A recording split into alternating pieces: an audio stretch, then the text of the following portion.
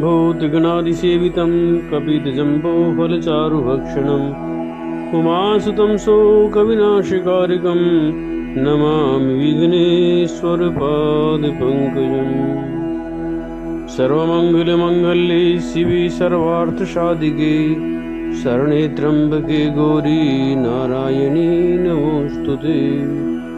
शान्ताकारं भुजगशयनं पद्मनाभं सुरेशं विश्वाधारं गगनसदृशं मेघवर्णं शुभांगं लक्ष्मीकान्तं कमलनयनं योगिभिर्दानगम्यं वन्दे विष्णुं भवहरं सर्वलोकैकनाथम्। श्री कृष्ण गोविंद हरे मुरारी हे नाथ नारायण वासुदेव। श्री कृष्ण गोविंद हरे मुरारी हे नाथ नारायण वासुदेव। हे नाथ नारायण वासुदेव।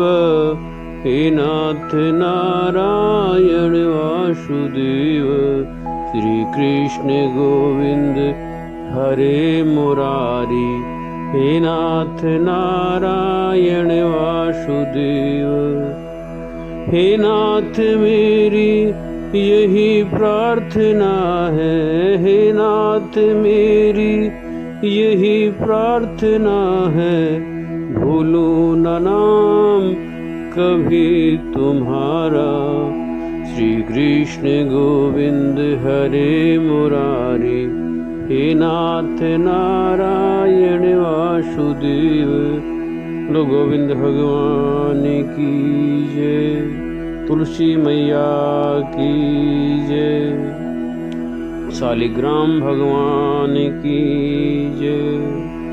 कार्तिक महात्म्य 25वां अध्याय। शुक्राचार्य जी कहने लगे कि हे राजा बलि, विष्णु तुम्हारा राज्य लेने के लिए अदिति के गर्भ से जन्म लेकर वही तुम्हारे यज्ञ में आए हैं, सो तुम इनको कुछ भी देना मत। हे राजन, मेरा कहना मानो। नीति शास्त्र का कहना है कि अपनी बुद्धि से गुरु की बुद्धि अधिक लाभदायक होती है। तब बलि कहने लगा कि गुरुजी, आप मुझे अधर्म की शिक्षा क्यों देते हैं? घर पर आए हुए याचक को दान न देना राजा के लिए अत्यंत अधर्म की बात मानी जाती है, और यदि स्वयं भगवान विष्णु ही याचक बनकर आए हैं तो इसके बराबर मेरे लिए सौभाग्य की और क्या बात हो सकती है। मैं जितने भी यज्ञ करता हूँ केवल विष्णु की प्रसन्नता के लिए ही करता हूँ। अतएव यह वटुक जो भी मुझसे मांगेगा मैं अवश्य उसको दान दूंगा। इतने में ही वामन भगवान राजा बलि के यज्ञ मंडप में आ गए। तब बलि ने अर्घादि देकर उनका यथोचित आदर सत्कार किया, फिर हाथ जोड़कर खड़ा हो गया और कहने लगा कि हे नाथ, मैं कृतार्थ हो गया जो आज आपने यहाँ आकर दर्शन दिए। अब आज्ञा दीजिए मैं और आपकी क्या सेवा करूं? मैं तो आपका सेवक हूँ। भगवान कहने लगे, हे राजन, हमको तप करने के लिए 3 पग पृथ्वी चाहिए। राजा बलि हंसकर कहने लगे कि हे बटुक, तुमने यह क्या मांगा? तुम धन, ग्राम, कोई शहर मांगा होता। वामन जी कहने लगे कि हे दैत्यराज, मुझको किसी प्रकार का लोभ लालच नहीं है। मुझे तो केवल इतनी भूमि चाहिए जिससे मेरा कार्य हो जाए। हे राजन, पृथ्वी का दान करना राजा का परम धर्म है। भूमि दान करने वाला जन्म मृत्यु से मुक्त होकर विष्णु के परम पद को प्राप्त हो जाता है।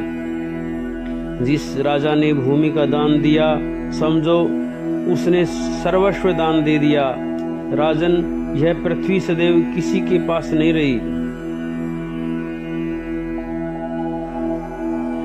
मानदाता जैसे राजा आज कहाँ हैं? चंचल लक्ष्मी से जो अपना मार्ग सुधारते हैं वे धन्य हैं। अधिक क्या कहें, भूमि दान से उत्तम दान न कोई हुआ है और न होगा। अब मैं तुमसे पूर्व काल का एक इतिहास कहता हूँ। पहले ब्रह्मकल्प में भद्रमती नाम का एक ब्राह्मण था।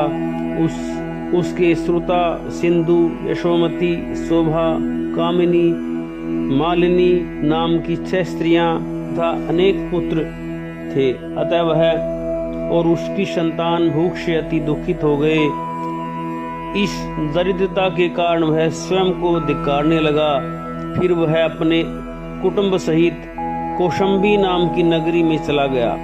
वहां जाकर भद्रमती ने सुघोष नाम के एक धनी ब्राह्मण से 5 पग भूमि मांगी तो उसने भूमि दे दी। उसी भूमि दान के कारण उस सुघोष नामक ब्राह्मण को विष्णु का परम पद प्राप्त हुआ। फिर भद्रमती ने वह भूमि एक दूसरे ब्राह्मण को दान में दे दी, जिससे उसे भी मोक्ष प्राप्त हुआ। इस कारण हे राजन, हमें 3 पग भूमि दो, जिससे हम भी मोक्ष का साधन प्राप्त करें। इतनी बात सुनकर राजा बलि जल युक्त टोटी वाला लोटा लेकर भूमि का संकल्प करने के लिए तैयार हो गया। तब शुक्राचार्य तपोबल से अपना सूक्ष्म रूप बनाकर राजा बलि को संकल्प करने से रोकने के लिए लोटे की टूटी में जल रोककर बैठ गए। वामन भगवान शुक्राचार्य की मन की बात जान गए। अतः उन्होंने एक तेज अग्रभाग वाला कुशा लेकर उस लोटे की टूटी के छेद में डाल दिया, जिससे शुक्राचार्य की एक आंख फूट गई। इसके पश्चात राजा बलि ने 3 पग भूमि का संकल्प दे दिया। इसी समय भगवान विराट रूप होकर ब्रह्मलोक तक बढ़ गए। विराट रूप भगवान ने 2 पगों से सारा ब्रह्मांड नाप लिया। फिर पांव के अंगूठे से ब्रह्मांड फूट गया। उस फूटे हुए मार्ग से पानी के बहुत से स्रोत बहने लगे। भगवान विष्णु का पैर उस जल से धोआ गया। वह निर्मल लोक पावन जलधारा का रूप हुआ। वही जल ब्रह्मादिक देवताओं को पवित्र करता हुआ 7 ऋषियों से सेवित सुमेरु पर्वत के ऊपर पड़ा तथा गंगा के नाम से विख्यात हुआ। उस दृश्य को देखकर ब्रह्मादिक सब देवता और ऋषि मुनि स्तुति करने लगे कि हे सबके स्वामी अनंत मूर्ति, आपको नमस्कार है। इस प्रकार स्तुति सुनकर भगवान ने सब देवताओं को उनका अपना अपना स्थान दे दिया और बलि को रसातल में भेजते हुए उसको वरदान दिया कि अग्नि में बिना मंत्र के जो हवन किया जाता है तथा अपवित्रता से कुपात्र को जो दान दिया जाता है या हवन किया जाता है, वह सब बलि को प्राप्त होगा। इस प्रकार भगवान ने देवताओं को सुंदर स्वर्ग तथा बलि व अन्य देवताओं को रसातल दिया। इतना सब कुछ करके विराट रूप भगवान वामन रूप हो गए। तब देवताओं तथा ऋषियों ने भगवान की स्तुति की, प्रार्थना की। उसके बाद वामन जी तप करने चले गए। इस प्रकार ऐसी पावन गंगा की उत्पत्ति भगवान के चरणों से हुई, जिसके स्नान एवं स्मरण मात्र से जन्म जन्मांतर के पाप नष्ट हो जाते हैं। बोलो विष्णु भगवान की जय। इस प्रकार कार्तिक महात्म का 25वां अध्याय संपूर्ण हुआ।